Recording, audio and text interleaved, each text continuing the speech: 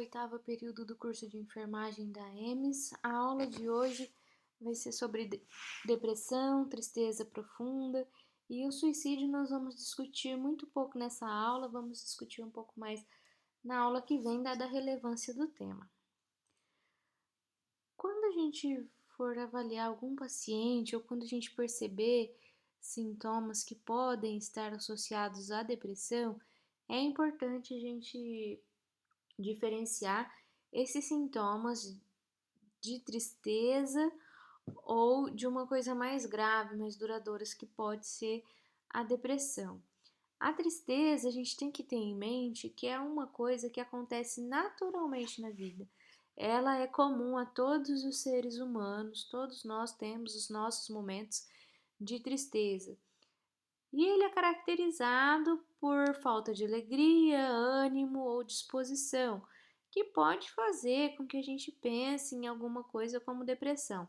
Entretanto, a gente tem que considerar que a tristeza, ela é passageira, ela dura alguns minutos, horas, ela não tem uma duração prolongada. E a gente tem também alguns casos onde a pessoa apresenta tristeza profunda. Essa tristeza profunda, ela pode durar mais tempo, pode durar dias, semanas ou meses. Ela é um pouco mais grave que a tristeza comum, porque ela pode também afetar as atividades da vida diária dos seres humanos. Entretanto, ela tem uma duração. Ela tem começo, meio e fim. Importante a gente pensar também que ela tem causas bem estabelecidas.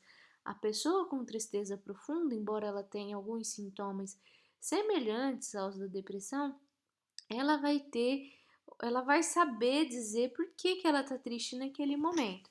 As causas comuns dessa tristeza profunda relacionadas, são principalmente o luto, a morte de um ente querido, um familiar muito próximo, um amigo próximo, a perda de emprego, desilusões. Aqui podem ser vários tipos de desilusões, como, por exemplo, desilusões durante um relacionamento afetivo, um relacionamento amoroso, desilusão no trabalho, desilusão consigo próprio com alguma questão financeira, por exemplo, algo que ele gostaria de ter feito e não fez, não foi possível. Os principais sintomas relacionados à tristeza profunda são o desânimo, a falta de interesse nas atividades da vida diária, nas atividades que ele já fazia antes, às vezes ia para a academia, saía para caminhar ou até mesmo algumas atividades do trabalho, atividades em casa. Então a pessoa perde o interesse também de limpar a casa, de lavar roupa, de fazer coisas que a pessoa já estava acostumada a fazer. Também é uma pessoa que tende a realizar o isolamento social, lembrando que é por um período estabelecido. E é uma pessoa que também vai apresentar perda de rendimento, tanto na escola quanto no trabalho. Então, esses sintomas a gente vai observar que eles também estão na depressão, de modo mais acentuado, e o que a gente define, o que ajuda bem a gente a distinguir entre uma tristeza profunda, que mesmo sendo profunda ela vai passar, de uma depressão. A tristeza profunda, então, ela tem a causa bem estabelecida, a pessoa sabe por que ela está triste e ela tem uma duração delimitada, até alguns meses no máximo, tá? Por exemplo, no luto, o esperado é que a pessoa possa ficar com a tristeza profunda por uns 3 meses, isso daí é o aceitável. Então, guardem essas características da tristeza profunda para ajudar a gente a distinguir da depressão. A depressão, então, é um estado mais grave, mais profundo de tristeza ainda e que leva as pessoas a ficarem incapacitadas, por exemplo, para o trabalho. É uma das maiores causas de incapacidades laborais é a depressão.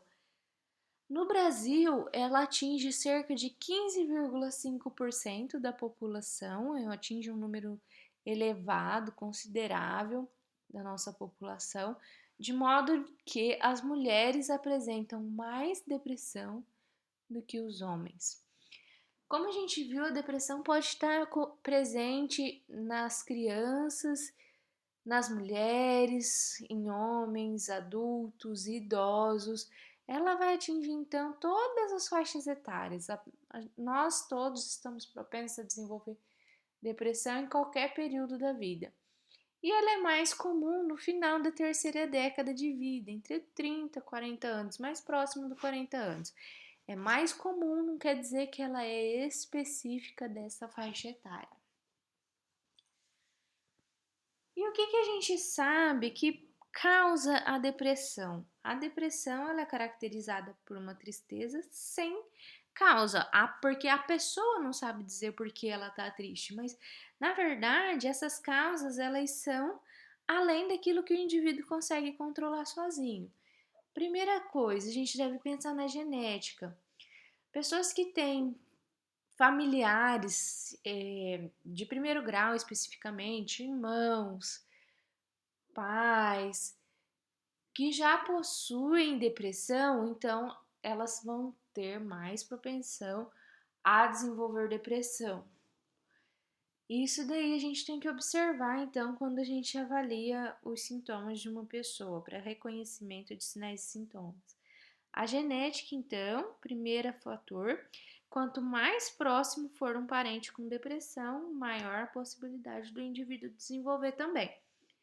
Bioquímica cerebral, aqui é uma coisa que está presente em todos os indivíduos com depressão, independente se ele tem causa genética ou não. Na depressão há um desequilíbrio dos neurotransmissores que causam o bem-estar, que são a noradrenalina, a serotonina e a dopamina. Desculpa estar escrito errado aqui dopamina, mas é dopamina. E esses neurotransmissores são a peça-chave para o tratamento da depressão, como a gente vai ver daqui a pouquinho. E para aquelas pessoas que já têm uma predisposição genética, ou seja, que já tem um familiar com depressão, ela tem maior risco de desenvolver se ela tiver alguns eventos estressantes, eventos de desilusão. Então, isso vai funcionar como um gatilho para que a pessoa apresente ou desenvolva a depressão. Os fatores de risco, quem é que está propenso a ter depressão, a desenvolver depressão durante a vida?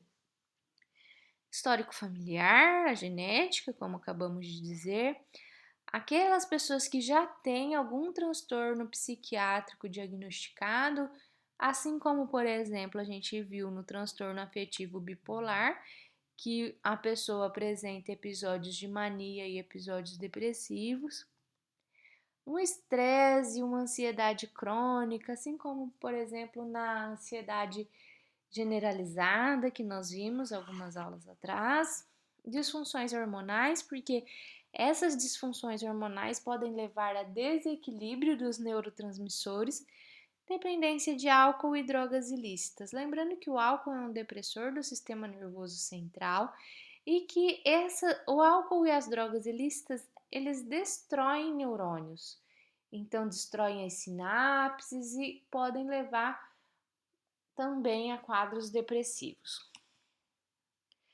Traumas psicológicos, como por exemplo violências sofridas na infância, violências sexuais, podem levar futuramente ao desenvolvimento da depressão, porque a pessoa que sofre uma violência, por exemplo, ela se sente culpada, ela acha que ela devia ter feito alguma coisa para evitar aquilo, que a violência que ela sofreu foi culpa dela. E essa culpa, esse sentimento de culpa que fica remoendo ela por anos, pode se transformar numa depressão se a causa da violência não for sanada e se a pessoa não tiver um acompanhamento e uma boa estrutura psicológica e familiar de enfrentamento. As doenças com elevado risco de morte, por exemplo, as doenças cardiovasculares, endócrinas, neurológicas e neoplasias, elas podem causar sentimentos negativos perante a vida, perante si próprio, sentimento de culpa, sensação de pecado e levar ao desenvolvimento da depressão também. Conflitos conjugais aqui são conflitos graves, sérios, né? Como a violência, uma falta de respeito muito grande, não são aqueles conflitos corriqueiros do dia a dia. A gente deve pensar em conflitos conjugais como coisas mais sérias para o desenvolvimento dessa doença. Mudanças súbitas das condições financeiras e o desemprego, porque a pessoa pode se ver numa situação em que ela não tem condições de suprir a família, por exemplo, e nem ela própria. Ou então ela estava acostumada com um padrão muito elevado de vida e ela não sabe como lidar com essa perda financeira. Então, todos esses são os fatores de risco para o surgimento de sintomas depressivos. Os sintomas principais que aparecem na depressão são os que nós vamos falar agora e a gente tem que pensar que esses sintomas eles podem durar por semanas, meses ou anos e podem intercalar também. Alguns sintomas podem durar menos e outros vão perdurar por mais tempo. Não é uma coisa que a pessoa consegue sair sozinha, porque existem mecanismos de neurotransmissores envolvidos na depressão. Sintomas que a pessoa depressiva pode apresentar são, então, o desajuste social, o isolamento social, a falta de comprometimento com outras pessoas, por exemplo. É uma pessoa que se torna letárgica, então ela vai ter um raciocínio mais devagar, ela não vai conseguir realizar as atividades nem escolares, nem laborais, nem dentro de casa da forma que ela fazia antes, porque o pensamento dela não consegue acompanhar a rotina diária que ela tinha até então. E isso vem acompanhado da hipoatividade, um pensamento mais lerdo e a resposta motora mais devagar. Insônia, na maior parte dos casos, ou sonolência excessiva, uma sonolência a fim de fugir dos problemas que ela encontra, e a pessoa depressiva percebe como os problemas como sendo intransponíveis, como se não houvesse solução para os problemas que ela pensa existir. E isso pode levar à sonolência como uma fuga. Outros sintomas são que o apetite geralmente está diminuído, mas em alguns casos ele pode estar exacerbado, levando ao ganho de peso, falta de interesse sexual por disfunção da libido e dores e sintomas físicos difusos. É uma doença então que ela acaba se transformando em psicossomática. Ela, de tanto ela ficar desinteressada, ela não querer acompanhar as atividades rotineiras, ela começa a também encontrar-se doente fisicamente. Refere sensação de mal-estar, um cansaço extremo que não deixa ela sair da cama, problemas gastrointestinais, principalmente dores de estômago, sensação de queimação, que faz com que eles se alimentem menos também, e sintomas parecidos também ao infarto agudo do miocárdio, como por exemplo a dor no peito, taquicardia e sudorese. Continuando com os sintomas de depressão, então vamos pensar como a pessoa com depressão sofre, porque ela não consegue sair desses sentimentos. A sensação de tristeza, uma tristeza que ela não conhece a causa, ela só sabe que ela tá triste, ela se desvaloriza, ela não tem mais vontade de viver. Sentimento de culpa, de pecado, ela se enxerga de forma negativa, ela acredita que ela está atrapalhando a vida de outras pessoas, que ela não tem propósito nenhum nesse mundo, que por mais que ela tentou resolver alguma coisa, ela é incapaz. E isso tudo gera um sofrimento intenso para a pessoa. E esse sofrimento leva a uma vontade de acabar com tudo. A pessoa não quer mais sofrer, mas ela não consegue sair desse sofrimento sozinha. Então ela tem um desejo de por fim, de levar a cabo esse estado doloroso e de modo que acaba desencadeando pensamentos suicidas. Esses pensamentos suicidas podem ser apenas não, né? Porque é uma coisa muito grave, mas eles podem surgir então como a vontade de estar morto, a vontade de morrer, a vontade de não estar mais ali, ou também, em casos mais graves ainda, a pessoa faz os planos específicos de como vai dar um fim à sua vida. Então ela pensa em corda, ela pensa em veneno, ela pensa em faca, em medicações. E esse sentimento todo de tristeza, de culpa, faz com que ela tenha esse tipo de pensamento. Mas é importante a gente pensar, desculpa, é importante a gente pensar que esses pensamentos suicidas, eles estão relacionados a um caso de depressão mais grave. A maior parte das depressões, elas não são as depressões graves, nem depressões psicóticas, elas são mais leves, sem os pensamentos suicidas. E como a gente percebe, como a gente sabe que a pessoa está com depressão?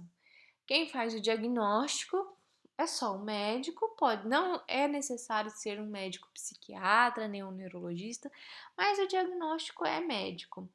E o médico vai avaliar a pessoa de acordo com a história pregressa, com aquilo que ela traz e vai fazer o diagnóstico clínico. Não existe um exame laboratorial, não existe uma dosagem dos neurotransmissores que vai estabelecer que aquela pessoa está com depressão ou não. O diagnóstico ele é exclusivamente clínico e o médico pode aplicar um exame de estado mental, fazendo algumas perguntas e com pontuações específicas para cada resposta para chegar no diagnóstico.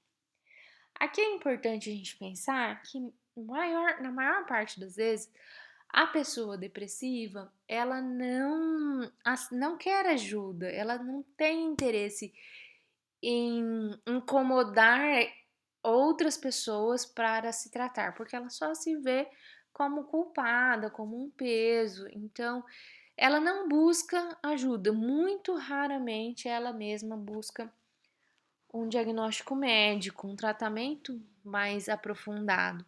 Quem vai fazer isso? Os familiares que vão perceber que não tá nada, que as coisas não estão certas com aquela pessoa, que a pessoa está em sofrimento e que vão levar a pessoa para o tratamento. Mas em muitos casos, nós, enfermeiros, que estamos mais próximos aos pacientes, nós podemos, sim, como eu já falei várias vezes em sala de aula, reconhecer esses sinais e sintomas e orientar e levar, marcar consulta, principalmente se a gente estiver atuando na estratégia de saúde da família, onde a gente vai fazer as visitas domiciliares e as informações que a gente colhe ali naquele momento, elas são muito ricas, a gente percebe quais são os sinais e sintomas de depressão. E a gente pode orientar a pessoa e marcar uma consulta e levar e conversar. Nós mesmos podemos conversar com o médico que vai atender esse paciente para auxiliar no diagnóstico e no tratamento. Então, a nossa importância para esses pacientes com depressão, além de orientar a adesão do tratamento, a gente vai ver daqui a pouco, também está no reconhecimento de sinais e sintomas e alertar pacientes, familiares e o próprio médico que vai prestar atendimento. A gente não precisa fazer só a visita domiciliar para perceber Durante a nossa consulta de enfermagem, no exame físico, na conversa que a gente tem com o paciente, a gente já percebe os relatos e a conversa dele. Então, em qualquer lugar que a gente atuar, a gente consegue reconhecer sinais e sintomas e orientar o paciente e ajudá-lo a ter um tratamento mais adequado e uma qualidade de vida melhor. A depressão ela é classificada em três grandes tipos. A depressão menor, que ela apresenta, dentre esses sintomas que nós falamos, pelo menos de 2 a 4 sintomas que vão começar, ela tem um início de 2 semanas ou mais, tá? E são sintomas mais brandos que vão perdurar ali por um certo tempo. A distimia, que a gente vai falar um pouquinho mais daqui a pouco, 3 ou 4 sintomas que duram por pelo menos 2 anos. Então, olha só como que a pessoa sofre até ter um diagnóstico adequado. Pelo menos 2 anos sofrendo de 3 a 4 sintomas daqueles que nós falamos. De perda de interesse, de tristeza, de choro, de culpa. E a depressão maior são sim com mais sintomas. Aqui é preciso estar o sintoma de pensamento suicida para ser caracterizado como depressão maior. E ele vai durar 2 semanas ou mais. A depressão ela tem um início intermediário, ela não começa de repente, mas também não é uma coisa que vai começando lentamente. A gente vê que os sintomas começam mais ou menos, eles se iniciam com 2 semanas, e aí não melhora, não melhora, e não melhora. Até que alguém perceba e ajude a pessoa a levar um diagnóstico e ao tratamento. Entre esses três tipos de depressão, existem vários subtipos da depressão. Um exemplo que a gente já comentou, e nós não vamos comentar, não vamos entrar em detalhe nessa aula, mas um subtipo de depressão é a depressão pós-parto. A distimia, como a gente acabou de dizer, é um quadro mais leve, mas ele é mais crônico, ele tem uma duração maior, ele demora mais tempo para ser diagnosticado, porque a pessoa vai levando a vida naquela tristeza, naquele desânimo, sentimento de culpa, mas ela vai vivendo e fazendo as coisas do jeito que ela consegue fazer, de forma mais devagar, mais lenta, mas ela vai sofrendo por anos, né? E é uma forma mais leve porque não leva a pessoa a ficar incapacitada para o trabalho totalmente. Ela vai fazendo mais devagar, não leva a pessoa a ter pensamentos suicidas. Mas ela apresenta principalmente cansaço e desânimo. Também alterações do apetite, do libido e alterações psicomotoras. Fica mais lenta. Esses são os sintomas mais característicos da distimia, que estão presentes ali por mais de anos. Geralmente ele começa no início da adolescência ou no início da fase adulta. É mais raro essa distimia acontecer lá na idade avançada, na velhice. Mas ela pode começar, por exemplo, no início da fase adulta e perdurar por anos. Ela pode começar ali por em torno de 20, 21 anos e perdurar até os 30, 35, e a pessoa vai vivendo com isso sem diagnóstico, achando que é normal. A família acostuma com ela daquela forma mais desanimada. E olha o perigo, né? A pessoa vive em sofrimento por todos esses anos. Daí a importância nossa de reconhecer os sinais e sintomas e ajudar a pessoa a ter uma qualidade de vida melhor. Outro subtipo é a endógena, como a gente falou, a depressão hormonal. As principais características são a perda de interesse nas atividades rotineiras. De manhã, ela tem uma depressão mais acentuada e ela esquece muitas coisas. Então, é uma depressão difícil de diagnosticar, difícil de ser percebida. A pessoa também vai levando a vida como ela consegue levar. Depressão atípica, as principais características, aumento do apetite, dificuldade de sono, cansaço, sensibilidade exagerada à depressão, desculpa, à rejeição. Então, ela não suporta que algo dê errado para ela não suporta, por exemplo, não ser contratada para um determinado serviço, quando tem alguma coisa que faz ela ter esse sentimento de rejeição, ela entra num estado depressivo mais grave. Entre os subtipos da depressão também está a depressão sazonal, que ela não acontece no verão, dificilmente alguns sintomas acontecem na primavera, mas os sintomas mais abruptos, mais intensificados são no outono e no inverno, e os principais sentimentos da pessoa com depressão sazonal são a apatia, o isolamento social nessa época específica e o ganho de peso nessa época específica do ano.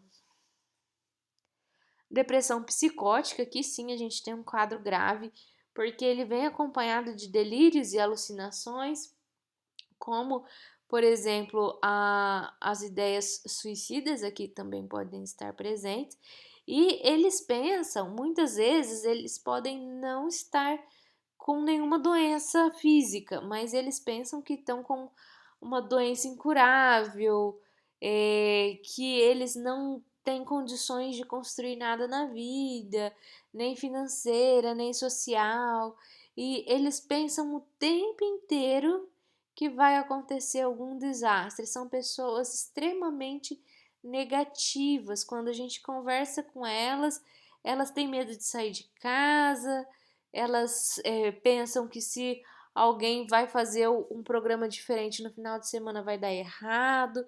E aqui é importante a gente pensar que as alucinações auditivas elas podem estar presentes, mandando a pessoa se matar. Então ela pode ouvir uma voz dizendo se mate ou mate outra pessoa, e isso vai causar um sofrimento mais intenso ainda na pessoa. Outro subtipo da depressão é a depressão secundária, que é aquela que vem em decorrência de algum medicamento ou de alguma outra doença, e a depressão bipolar, que é aquela que a gente viu no transtorno afetivo bipolar, porque ele intercala episódios de mania e de depressão. Esses são os subtipos da depressão. Então a gente viu que ela é classificada em 3 grandes grupos, né? É a distimia, a depressão menor e a depressão grave, e tem vários subtipos de acordo com os sintomas apresentados, com a época do ano, com as causas da depressão. E como tratar esse transtorno? Para o tratamento da depressão, existem várias linhas de tratamento. Primeiro de tudo, e mais importante, é o tratamento medicamentoso. Então, a pessoa vai utilizar fármacos que têm o objetivo de controlar a quantidade de neurotransmissores no cérebro para poder ter uma qualidade de vida melhor. O tratamento psicoterápico, desculpa, tem um acento a mais aí, que é onde a pessoa vai contar com uma psicoterapia, pode ser de um terapeuta específico, um hipnoterapeuta, um psicólogo, um psiquiatra. Aí vai depender também qual o tipo de depressão que ele apresenta. Em alguns centros a gente sabe que tem psicólogos, terapeutas que trabalham com uma linha de raciocínio específica para cada problema. Então, é um tipo de tratamento para depressão. Musicoterapia também pode ser utilizada, acupuntura, as práticas complementares, né, florais, fitoterapia também podem auxiliar e não substituir jamais o tratamento medicamentoso e o psicoterápico. Esses tratamentos, eles não vão agir sozinhos. É importante ter uma interação entre um tratamento e o outro. E para o tratamento dar certo, é muito importante que a família ajude o paciente, que a família apoie a adesão ao tratamento, que não deixe o paciente desistir de se cuidar. E para isso acontecer é que entra a nossa atuação novamente. Eu não fiz um slide específico falando da atuação da enfermagem, porque eu estou falando ao longo da aula, mas é importante a gente ter a, a consciência da nossa importância no tratamento, no reconhecimento dos sinais e sintomas, não só da depressão, como de todas as outras questões que a gente pode observar no nosso paciente. E aqui a gente tem um papel fundamental de fazer a família acreditar que aquilo não é uma coisa que a pessoa escolheu, porque a gente vê, infelizmente, muitas famílias falando: isso é frescura, isso é falta de serviço para fazer, isso é porque a pessoa fica só parada, só pensando em comprar e comer, por exemplo. Então, a gente tem que fazer com que a família entenda que essa é uma condição que o paciente não escolheu viver, ele não consegue sair dali, ele não consegue sozinho e a gente tem que ajudar sem julgar aquilo que o paciente sente. Então, o que, que a gente vai falar para os familiares e o que, que a gente vai fazer para os nossos pacientes? Falar, escuta, eu tô aqui, eu vou te ajudar, mas nunca falar. Ah, não fica assim não. Ah, não, logo vai passar. Ah, esse problema aí que você tem, fulano teve. Nunca fazer comparações, mas sim dar suporte, acolhimento à pessoa que tem depressão. Eu tô aqui do seu lado, eu tô com você, nós vamos passar por isso juntos. E a gente tem que ter a consciência de que, por mais que a gente vai fazer, para o paciente às vezes não vai ter uma resposta imediata, um sorriso imediato, por exemplo, né? A gente tem que ir conquistando o paciente, a família também tem que conquistá-lo novamente aos poucos, ganhar a confiança, pegar na mão e seguir em frente para o tratamento, para poder fazer com que a pessoa viva melhor, porque ela tenha uma melhor qualidade de vida, que ela se sinta mais útil, né? Nunca negar os sintomas que ela apresenta. Se ela dizer que ela é inútil, a gente não pode negar que ela está tendo essa sensação. A gente tem que ajudá-la a perceber as outras coisas que ela fez e que ela pode fazer ao longo do tempo. O tratamento medicamentoso, ele possui três fases importantíssimas, que primeiro é a fase inicial. Nessa fase, a medicação ela pode ir aumentando de forma gradual, por exemplo, começar com uma dose baixinha e ir aumentando a cada 2, 3 dias, aumentar a cada 5 dias, a cada 15 dias e assim sucessivamente. Então ele vai durando devagarzinho, ele vai introduzindo a medicação. E essa fase inicial a gente vai perceber que os sintomas começam a reduzir não imediatamente, mas a partir da segunda semana, porque esses medicamentos que agem na depressão, eles vão liberando de forma lenta, eles vão agindo lentamente no organismo. Então a gente vê uma redução dos sintomas, mas ao longo dos dias a gente não vê que o paciente começou o tratamento hoje e que hoje ele vai melhorar. A gente tem que orientar isso para a pessoa, orientar isso para a família, orientar como que vai tomar a medicação e o que, que é essa fase inicial. Vai começar com essa medicação por um tempo. Essa medicação é para diminuir um pouco dos sintomas.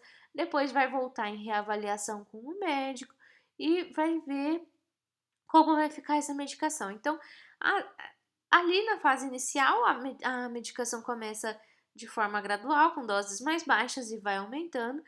E aí temos uma fase de continuação, que é quando a gente viu que tem os sintomas reduzidos, e aí nessa fase de continuação, o objetivo é que os sintomas continuem diminuídos. E a medicação ela vai continuar aqui com uma dose fixa já, né? No começo ela foi aumentando, e aqui na fase de continuação, a partir da quarta semana, é a dose fixa, de 4 a 6 semanas, para verificar se esses sintomas estão diminuídos. Se os sintomas se mantêm diminuídos, então vai continuar na fase de manutenção, que a gente já vai falar.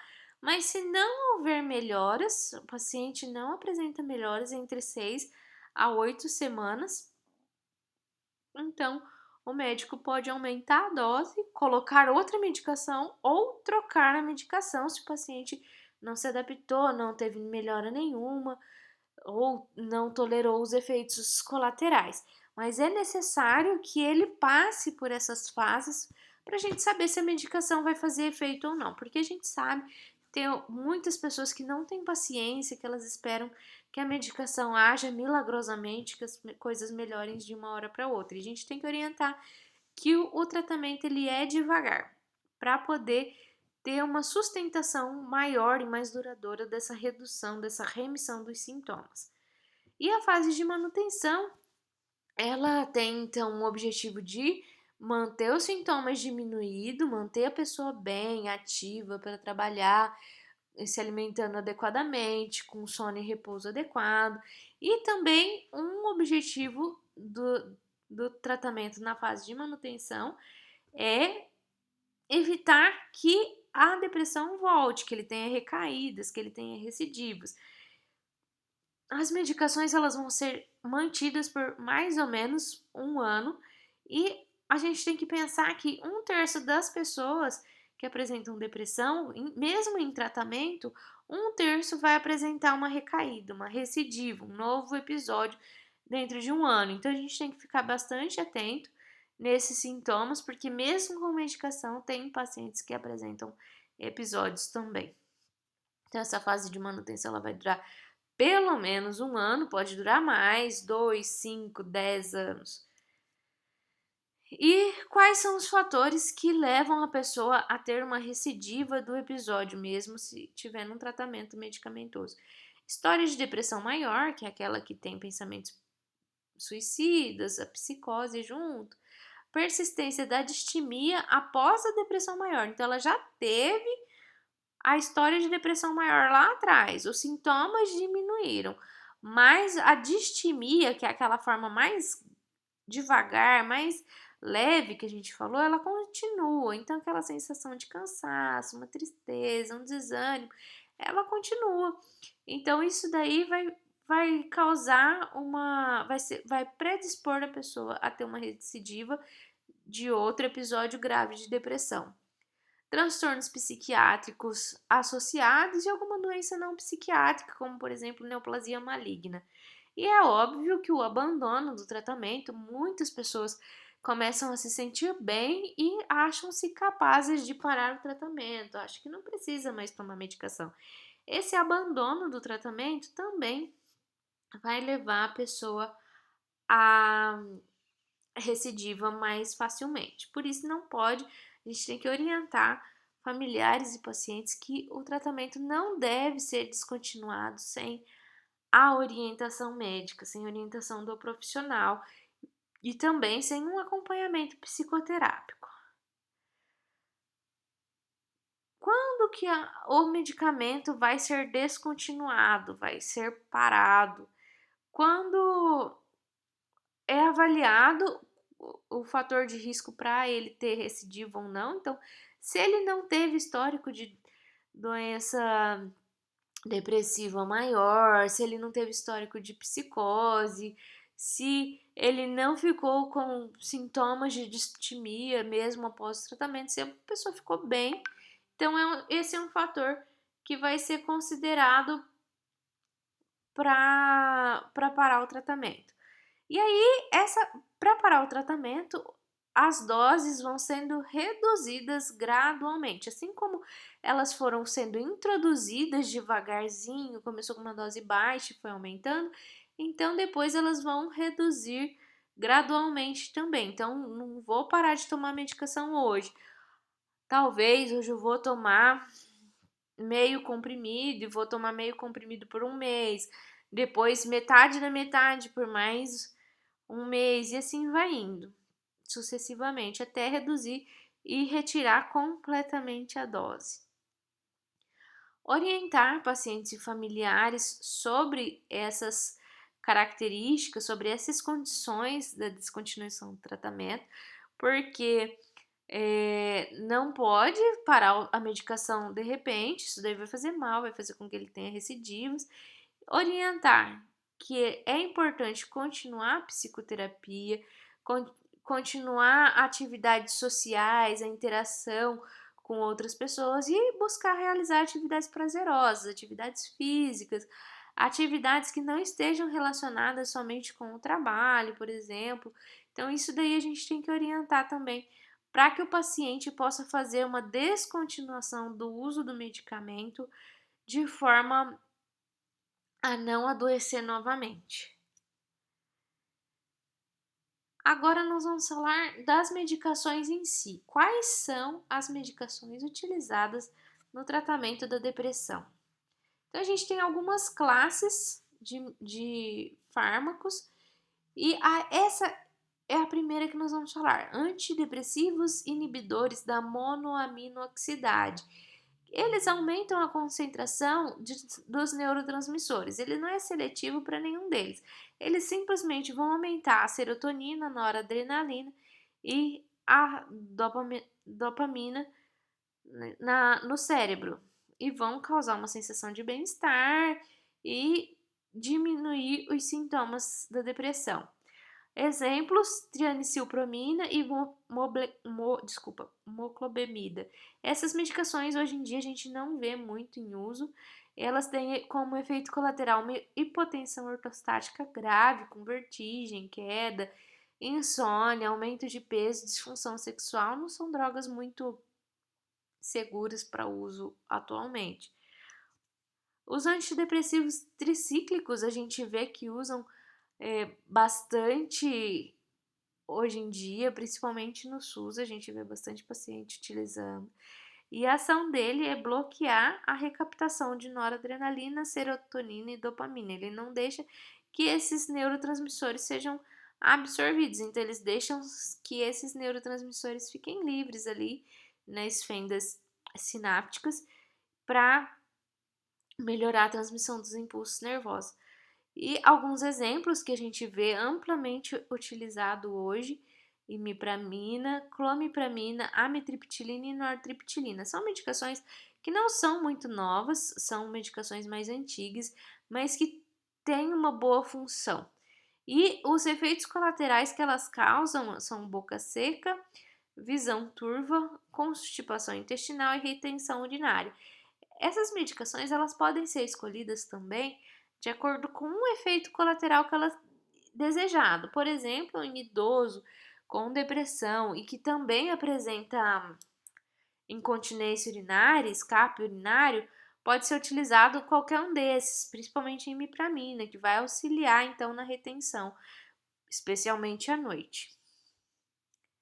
Outra classe de antidepressivo são os inibidores seletivos da recaptação da serotonina, então ele vai agir somente na serotonina, mas vai agir de forma potente.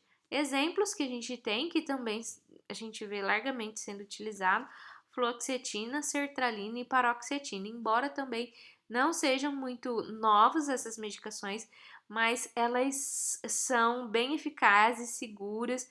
Os efeitos colaterais que são mais comuns, eles podem ou não estar presentes. Não são todos os pacientes que apresentam esses efeitos colaterais. Eles possuem mais efeitos benéficos do que efeitos colaterais. Entretanto, o que o paciente pode apresentar? Náuseas, vômitos, diarreia, agitação, perda ou ganho de peso. É mais comum a gente ver perda de peso nesses pacientes. Disfunções sexuais, reações dermatológicas, que é raro a gente ver. Ciclagem para mania. Então, olhem o perigo aqui desses pacientes que, se eles tiverem transtorno afetivo bipolar, não pode fazer uso desse tipo de medicação, porque eles fazem com que o paciente fique mais em episódios de mania. Daí a importância do reconhecimento adequado dos sinais e sintomas. Aqui a gente tem os inibidores seletivos da recaptação de serotonina e noradrenalina. Então, vai atingir esses dois neurotransmissores.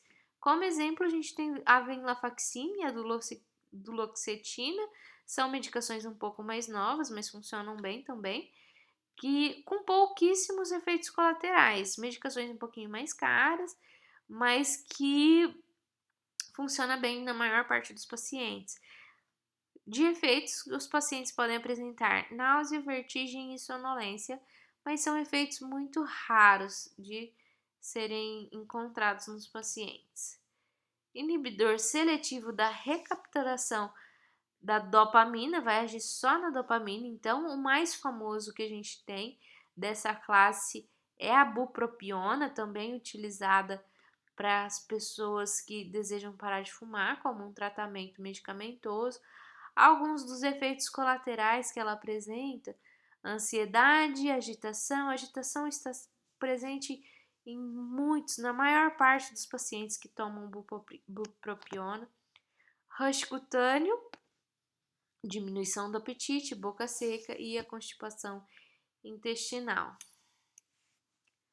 E como prevenir, como a gente orienta a prevenção da depressão? É importante que, para prevenir a depressão, a pessoa tenha uma dieta saudável, equilibrada, que não seja rica em carboidratos e gordura apenas, que tenha vegetais, vitaminas, que vão oleaginosas, como por exemplo nozes, ômega 3, ômega 6, porque são alimentos que vão proteger o sistema nervoso central também, são protetores. Então, a gente tem que orientar uma dieta mais adequada e a gente vê que grande parte da população tem acesso muito a carboidratos, principalmente as camadas sociais mais baixas. A gente vê que a alimentação deles é arroz, macarrão, pão, mandioca, e a gente tem que orientar que, embora às vezes difícil de ter um acesso financeiro, mas que eles têm que começar a substituir essas alimentações e introduzir verduras, frutas na alimentação. Orientar a atividade física, porque a atividade física ela ajuda a liberação de serotonina, ela ajuda no sentimento de bem-estar. Evitar o consumo excessivo, abusivo de álcool e drogas ilícitas, assim como da cafeína também. A gente tem que orientar as pessoas a terem uma rotina regular de sono e repouso, dormir de 6 a 8 horas, repousar, não realizar só atividades relacionadas ao trabalho, dividir as responsabilidades com outras pessoas. E quando é uma pessoa que já teve algum diagnóstico de depressão, a gente tem que orientar para que não interrompa um tratamento se tiver instituído, que sem a orientação de um profissional médico, porque a possibilidade de recidiva é muito grande. Aqui algumas fontes consultadas para realizar a aula de hoje. Eu lembro a vocês que eu estou sempre disponível para conversar, para tirar dúvidas, esclarecer melhor o conteúdo. Então, se vocês tiverem alguma questão, por favor, me encaminhem pelo Gmail ou pela área do aluno que a gente vai conversar melhor. Um abraço para vocês e até a próxima aula.